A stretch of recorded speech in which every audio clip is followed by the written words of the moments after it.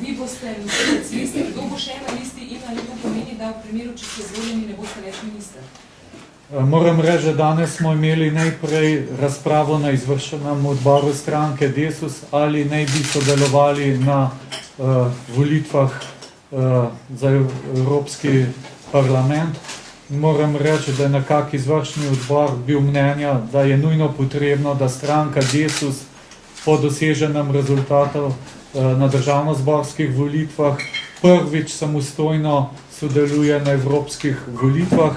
Tudi razprava je pokazala, da pač Evropska komisija zelo močno tudi vpliva na življenje upokojencev. Veste, da ves čas je Slovenija pod pritiskom, da bi morali upraviti novo reformo pokojninskega sistema, ker so mnenja, da pač naš pokojninski sistem ni vzdržen. Mi seveda nismo tega mnenja in zato menimo, da je prav, da bi stranka Desus sodelovala na evropskih volitvah, imela svojega poslanca, pa če bo uspela na volitvah, ki bi lahko pač tudi ta stališča zastopil, ker ugotavljamo, da praktično v Evropskem parlamentu ni poslanca, ki bi posebej se ukvarjal s temi vprašanji in tudi posebej opozarjal Evropsko komisijo, da Slovenija je naredila pokojninsko reformo in da